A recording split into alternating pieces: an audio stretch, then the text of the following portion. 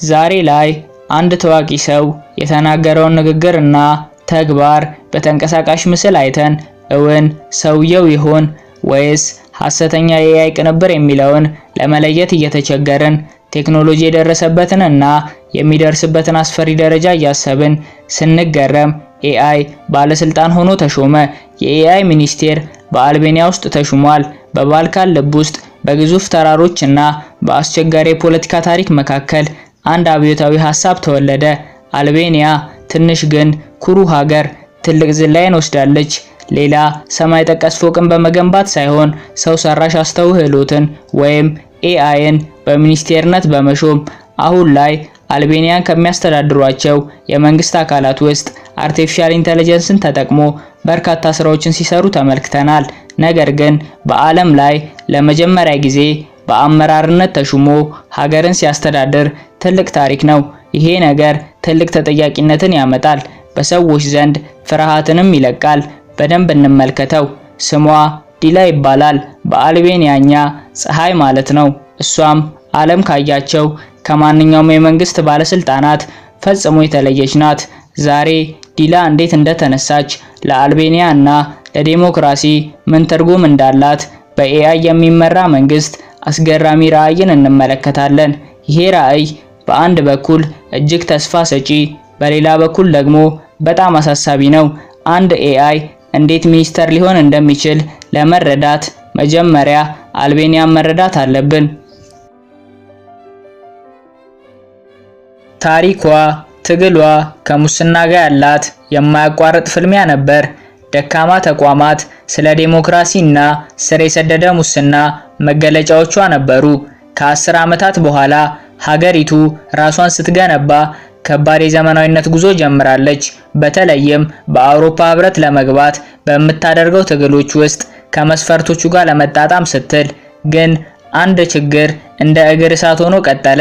የመንግስት ግዢ ወይም ፐብሊክ ፕሮኪውርመንት የሚባለው የመንግስት ጨረታዎች ለመሰረተ ልማት፣ ለህንፃዎች፣ ለአገልግሎቶች የሚሰጡ የመንግስት ኮንትራቶች ለሙስና መፈልፈያ ሆኑ።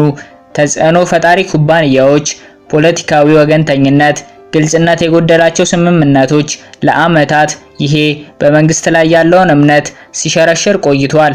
አሁን ለአራተኛ ጊዜ በስልጣን ላይ ያሉት ጠቅላይ ሚኒስትር ኤዲ ራማ በተደጋጋሚ ሪፎርም ለማድረግ ቃል ገብተዋል። ነገር ግን ቃላት ብቻ በቂ አልነበሩም። የማጭበርበርና የጉቦ ቅርስ አሁንም ነበሩ። በተመሳሳይ ጊዜ አልቤኒያ በዲጂታል ትራንስፎርሜሽን ላይ ትልቅ ኢንቨስትመንት እያደረገች ነው። ብሔራዊ የመረጃ ማህበረሰብ ኤጀንሲ ወይም ኤኬኤስኤችአይ ማዕከላዊ ተዋናይ ሆኖ ኢአልቤኒያ የተባለ የመስመር ላይ የመንግስት አገልግሎት መድረክን ገፋበት። ስለዚህ አልቤኒያን ወደ ዲጂታል ዓለሙ በማምጣት እነዚህን ተግዳሮቶች ለማለፍ ትላልቅ ሙከራ እያደረጉ ነው።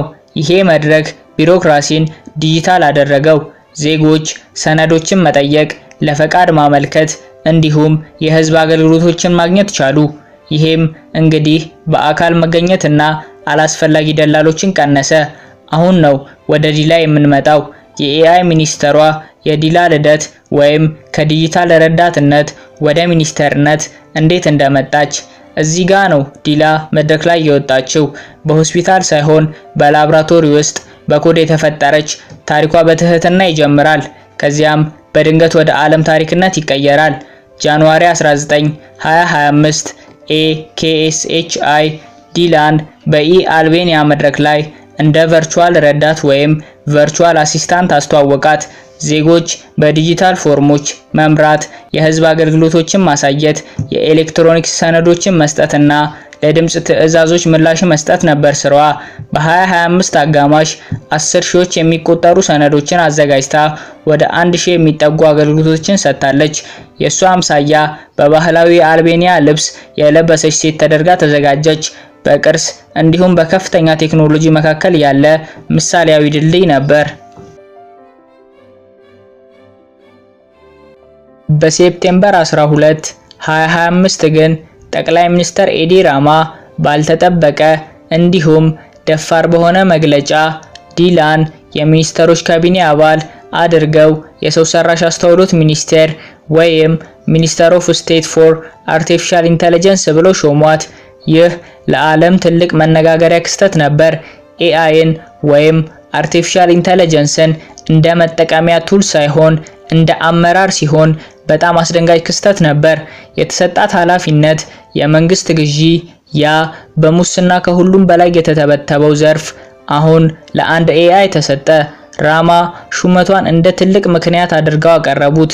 በአካል የሌለች ነገር ግን በሰው ሰራሽ አስተውሎት የተፈጠረች የመጀመሪያዋ የካቢኔ አባል ሲሉ ገለጿት። በቴክኒክ ዲላ የተሰራችው በኤኬኤስኤችአይ እና በማይክሮሶፍት ትብብር ነው። በአዙር ክላውድ ላይ የምትሰራ ሲሆን በግዙፍ የቋንቋ መድሎች ወይም ደግሞ ላርጅ ላንጉጅ ሞዴል ነው የምትተገበረው። ሞዴሏ የጨረታ ሰነዶችን ለመተንተን፣ የብቃት መስፈርቶችን ለማረጋገጥ እና ዋጋቸውን ለመገምገም የተነደፈች ነች። ይሄ ሁሉ የምታደርገው በዳታ ላይ በተመሰረተ ተጨባጭነት ወይም ኦብጀክቲቪቲ ላይ ተመስርታ ነው። ቀስ በቀስ ሚኒስቴር መስሪያ ቤቶች የኮንትራት ውሳኔ ስልጣናቸውን ለሷ ያስረክባሉ። ይሄም የሰዎችን በውሳኔ አሰጣጥ ላይ ያላቸውን ሚና በእጅጉ ይቀንሳል። እጅግ አስገራሚ ክስተት ነበር። ታዲያ የአልቤኒያ ሕዝብ በእጅጉ ተገርሞ የምትሰራቸውን ስራዎች ተመልክቶ ለሀገራቸው እድገት ከሙስና ነፃ በሆነ መልኩ ትልቅ መፍትሄ እንደሆነ ተረድቶ ነበር። አሁን ስለ 83ቱ ልጆች እናውራ። በዚህ ታሪክ ውስጥ በጣም ትኩረት ከሚስቡ እንዲሁም አወዛጋቢ ከሆኑ ክስተቶች አንዱ የጠቅላይ ሚኒስትር ራማ ዘይቤ ወይም ሜታፎር ነው። ምን አሉ? ዲላ ነፍሰ ጡር ነች፣ 83 ልጆችንም አርግዛለች አሉ። ግን ይሄ በእውነቱ ምን ማለት ነው? የተለያዩ ጋዜጣዎች ዲላ ነፍሰ ጡር ነች፣ የኤአይ ሚኒስተሯ ሲሉ ዘግበዋል። በጣም ብዙ ሰዎች ተወዛገቡ። እንዴት ነው ነፍሰ ጡር የሆነችው? ለዛውም 83 ልጅ፣ የማይጨበጥ የማይታይ ኮድ። ነገር ግን ይሄ ዘይቤ የሰዎችን ቀልብ ለመግዛት እንዲህ ሲል ነበር ያበሰረው። በበርሊን በተካሄደው ፎረም ላይ ራማ ለመጀመሪያ ጊዜ ዲላ ነፍሰ ጡር ሆናለች፣ 83ም ልጆችን ይዛለች አሉ። ወዲያው አብራሩ። እነዚህ ልጆች ባዮሎጂካል ልጆች ሳይሆኑ ለ83ቱ የሶሻሊስት ፓርቲ የፓርላማ አባላት ወይም ኤምፒዎች የተዘጋጁ ዲጂታል ረዳቶች ናቸው ሲሉ ተናገሩ።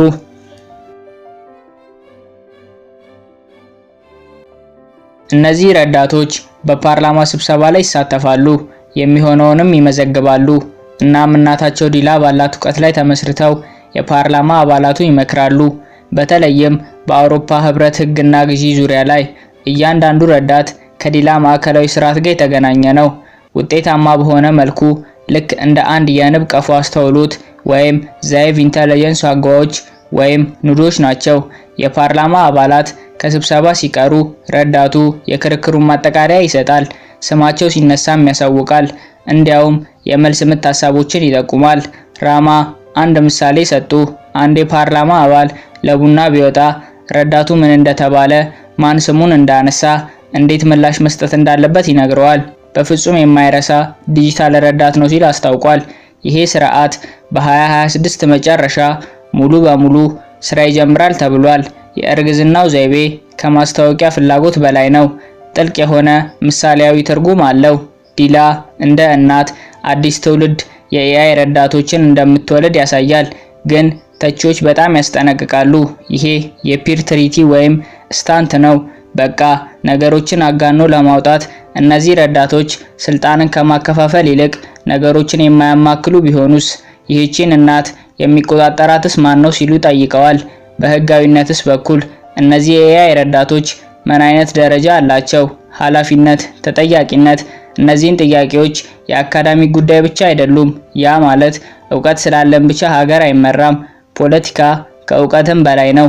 የሰው ልጅ ያስፈልጓል ሲሉ ተናግረዋል።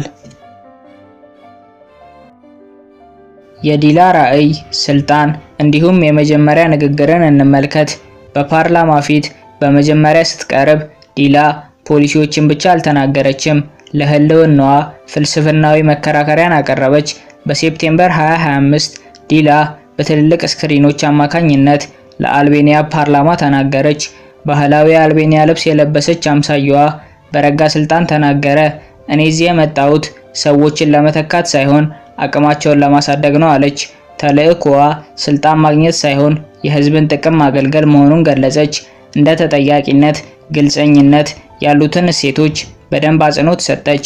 እንዲያውም የግል ምኞት የለኝም እስከ ማለት ደረሰች። ሹመቷ ወዲያውኑ የህገ መንግስታዊ ጥያቄዎችን አስነሳ። አንዳንድ የህግ ባለሙያዎች የአልቤኒያ ህገ መንግስት ሚኒስተሮች ሰው መሆን አለባቸው ይላል ብለው ይከራከራሉ። ይህንን አንቀጽ በኤአይ ላይ እንዴት ተግባራዊ ያደርጉታል የሚለው ሌላ ጥያቄ ነው። ተቃዋሚዎች የፖለቲካ አባላት የዲላን ሚና የፖለቲካ ትርኢት ብለውታል። ህጋዊ መሰረትም ሆነ ተጠያቂነት እንደሌለው ይከራከራሉ። በሌላ በኩል የራማ መንግስት ይህንን እንደ የሪፎርም ቴክኖሎጂ ምልክት እንጂ እንዲሁ ለጌታ የሚደረግ ነገር እንዳልሆነ ይሟገታል። በቴክኒካዊ አነጋገር የሰው የግዢ ባለሙያዎች አሁንም የሂደቱ አካል ናቸው። እንደ ሪፖርቶቹ ከሆነ ደግሞ የዲላ ምክረ ሐሳብ በመጨረሻ ከመጽደቃቸው በፊት የሰው ፊርማ ያስፈልጋቸዋል። የሷ ውሳኔዎች፣ ግብአቶች እንዲሁም ግምገማዎች ይመዘገባሉ። እንዲሁም ተብራሪነት ወይም ኤክስፕሌናቢሊቲነት እንዲኖር ጥረት ይደረጋል ተብሏል። ግን ተቺዎች አሁንም ያስጠነቅቃሉ። ጠንካራ የህግ ማዕቀፍ ከሌለ ነገሮች ቢበላሹ ተጠያቂው ማን ነው? ኤአይ ስርዓቱን ያበለጸጉት ዴቨሎፐርስ ወይስ ሚኒስተሩ ሲሉ ይጠይቃሉ። በጣም በሚያስገርም ሁኔታ ስለዚህ ነገር ያላችሁን ሐሳብና አስተያየት ኮሜንት ላይ አስቀምጡልኝ።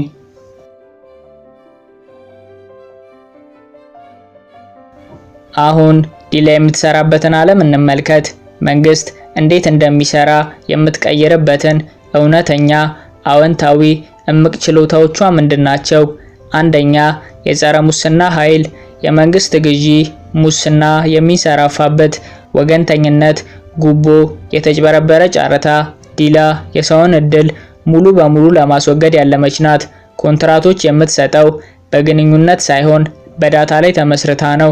ያለፉ ዳታዎችን በመተንተን አደጋዎችን በመገምገም እንዲሁም የጨረታ ጥራትን በማወዳደር የሙስና ስምምነቶችን በእጅጉ ልትቀንስ ትችላለች። እንደ አልቤኒያ ባለ ሀገር ይሄ የህዝብ እምነትን ሊመልስ ይችላል። በተለይ መንግስት በ2030 የአውሮፓ ህብረትን ለመቀላቀል በሚገፋበት ወቅት። ሁለተኛ፣ ቅልጥፍና እንዲሁም ትጋት። ኤአይ አይደክምም። ዲላ በቀን 24 ሰዓት ትሰራለች። በሳምንት 7 ቀን መስራት ትችላለች። የግዢ ሂደቶችን በማፋጠን የጨረታ ብዛት ሲያድግ አብራ ማድረግ ትችላለች። ይሄ ማለት ፈጣን የፕሮጀክት አፈጻጸም፣ የቀይ ቴፕ ወይም ሬድ ቴፕን መቀነስ እንዲሁም ቅጽበታዊ ክትትል ማለት ነው። ከ83 ረዳቶቿ ጋር በፓርላማ ውስጥ በመዋሃድ የግዢ ውሳኔዎችን ከህግ አውጪ ስራ ጋር ሊጣመሩ ይችላሉ። ይሄም ስርዓቱን የበለጠ ብልህ እንዲሁም ፈጣን ምላሽ ሰጪ ያደርገዋል። ሶስተኛው፣ በዳታ ላይ የተመሰረተ ውሳኔ። እሷም ገምጋሚ ብቻ አይደለችም። ዲላ አደጋን ወይም ሪስክን መተንበይ ትችላለች። የትኞቹ ኩባንያዎች ቃላቸውን እንደሚጠብቁ መተንበይ እንዲሁም ጨረታዎችን በብዙ መስፈርቶች ደረጃ መስጠት ትችላለች። አራተኛ፣ አስተዳደርን ዲሞክራሲያዊ ማድረግ። 83ቱ የኤአይ ረዳቶች የእውቀት ተደራሽነትን ዲሞክራሲያዊ ሊያደርጉ ይችላሉ። የፓርላማ አባላት በሰው ረዳቶች ከመመካት ይልቅ ዝርዝር የማያመልጠው ክርክሮችን የሚከታተል እንዲሁም የተቋማት ትውስታ ወይም ኢንስቲትዩሽናል ሚሞሪ ያለው የግል ኤአይ ረዳት ይኖራቸዋል። ይሄ ብዙም ያልታወቁ የፓርላማ አባላት የበለጠ ውጤታማ መረጃ ያላቸው እንዲሁም ንቁ እንዲሆኑ ሊረዳቸው ይችላል። በረጅም ጊዜ ተመሳሳይ ስርዓቶች ከተተገበሩ ኤአይ ሚኒስተሮች በጤና፣ በትምህርት፣ በመሰረተ ልማት ዘርፎች ልናይ እንችላለን። ይሄም የዓለምን አስተዳደር ይቀይራል።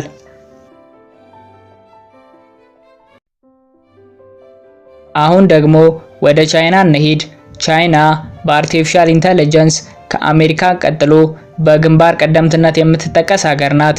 በቻይና ራይድ ሲጠሩ ሹፌር የሌለው መኪና ብቻውን መጥቶ ከጎኑ ገጭልሎታል። በሩን ከፍተው ዘው ማለት አይቻልም።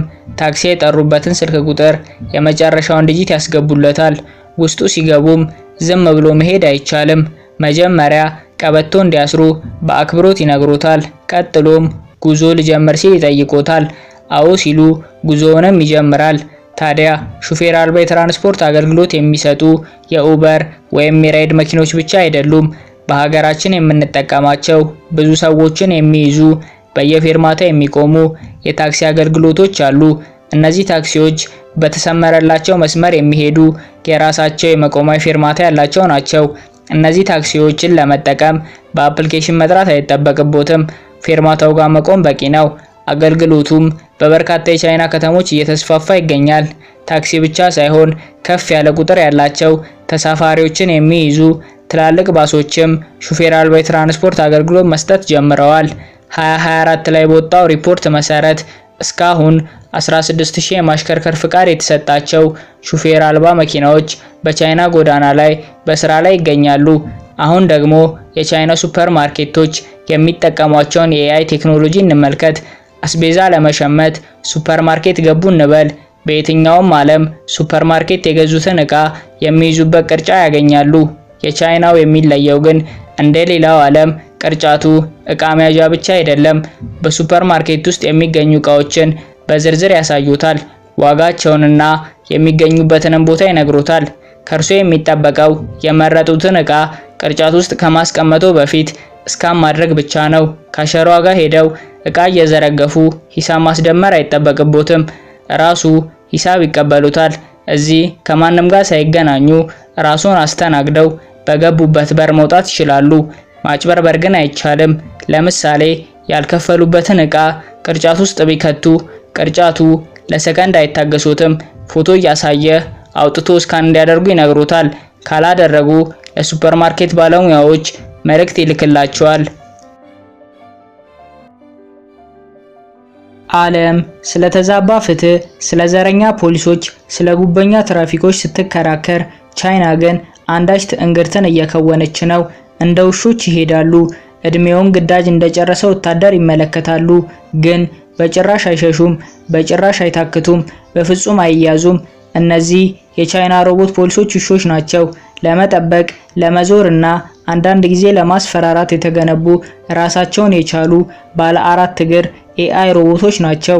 በ2023 በተካሄደው የጸረ ሽብር ልምምድ ላይ ይፋ የተደረጉ የቻይና ሮቦቶች ውሾች አውቶማቲክ ጠመንጃዎችን ሲሸከሙ፣ ደረጃዎችን ሲወጡ፣ ፍርስራሾችን ሲጠቀሙና ከድሮን ጋር ተባብረው ሲሰሩ ታይተዋል።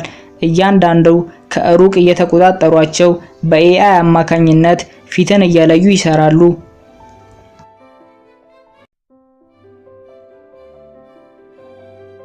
እስቲ ባለኝ ዕውቀት ትንሽ ስለ ኤአይ ላስረዳችሁ። ኤአይ ወይም አርቲፊሻል ኢንተለጀንስ ማለት the ability, skill, knowledge to do something ማለት ነው። አቢሊቲ የማድረግ አቅም፣ knowledge ማለት አንድን ነገር ለማድረግ የሚያስፈልገው ዕውቀት፣ ስኪል ደግሞ ያንን ያወቅንበትን ነገር የምናደርግበት መንገድ ነው። ስንት አይነት ኤአይ አለ ካላችሁኝ 3 ናቸው። ናሮ ኤአይ፣ አርቲፊሻል ጀነራል ኢንተለጀንስ እና አርቲፊሻል ሱፐር ኢንተለጀንስ ይባላሉ። እስቲ እንያቸው። የመጀመሪያው ናሮ ኤአይ ወይም ዊክ ኤአይ የምንላቸው መደበኛ የሆኑ ስራዎችን መስራት የሚችሉ ማለት ነው። ነገር ግን ይህ የተሰጣቸው ስራ የሰው ልጅ መስራት ከሚችለው አቅም በላይ በፍጥነትም በጥራትም መስራት የሚችሉ ናቸው። ሁለተኛው አርቲፊሻል ጀነራል ኢንተለጀንስ የምንለው የኤአይ አይነት ደግሞ ከሰው ልጅ አስተውሎት ጋር እኩል መመሳሰል የሚችል የአርቲፊሻል ኢንተለጀንስ አይነት ነው። ይህ ማለት የሰው ልጅ በዕለት ተዕለት ህይወቱ የሚከውነውን ነገር ሁሉ መከወን የሚችል የኤአይ አይነት ነው። ለምሳሌ የሰው ልጅ በዕለት ህይወቱ ውስጥ ቤት ያስተካክላል፣ ምግብ ይሰራል፣ ልጆቹን ያስጠናል ወዘተ የተለያዩ ስራዎችን የሰው ልጅ ማድረግ ከሚችለው በላይ እያደረገ ይከውናቸዋል። ይህ የኤአይ አይነት ግን ገና አልመጣም። ከ5 እስከ 10 ዓመት ውስጥ ይመጣል ተብሎ ይጠበቃል። ሶስተኛው አርቲፊሻል ሱፐር ኢንተለጀንስ ይባላል። ይሄ ደግሞ ከሰው ልጅ አእምሮ በላይ የሆኑ ነገሮችን ማድረግ መቻል ነው። የሰው ልጅ ሊፈታቸው ያልቻሉ መልስ ያጣላቸው ነገሮች መልስ ሊያገኙ ይችላሉ ተብሎ ይጠበቃል። ለምሳሌ ኤችአይቪ፣ ካንሰር፣ የሰው ልጅ መድኃኒት ሊያገኝላቸው ያልቻሉ በሽታዎች፣ የዓለም የሙቀት መጨመር እንዴት መቀነስ እንደምንችል መልስ ይሰጠናል ተብሎ የሚጠበቅ የኤአይ አይነት ነው።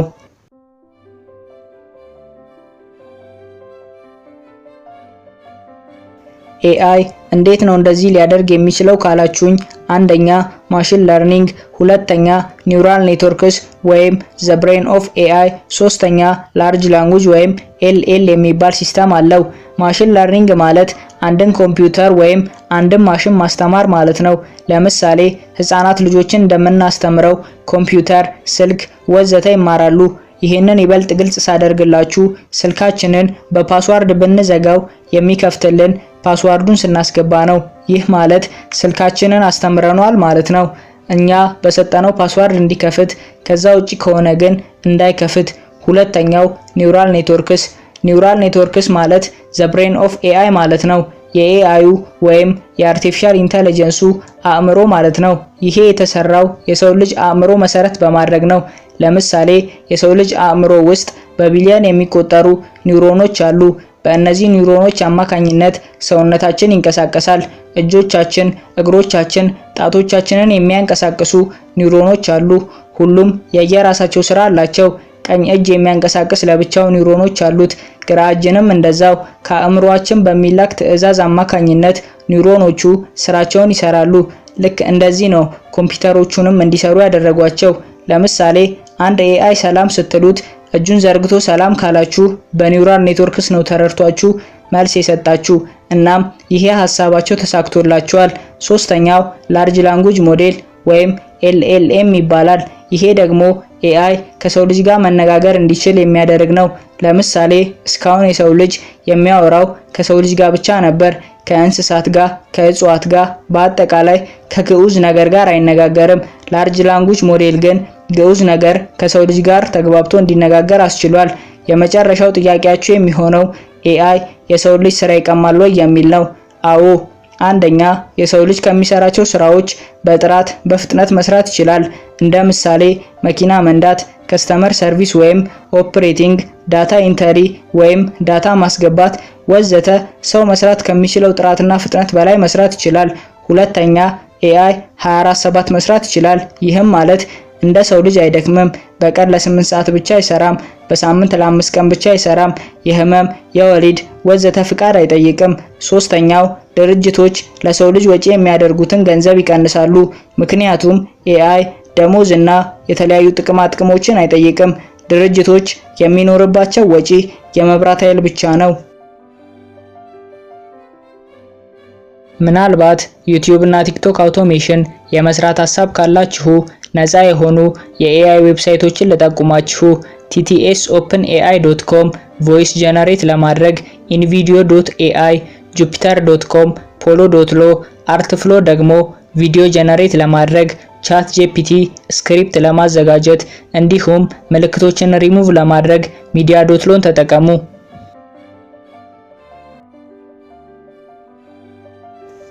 የዛሬው ጉዟችንን በዚሁ እናብቃ። አብራችሁኝ ስለቆያችሁ አመሰግናለሁ።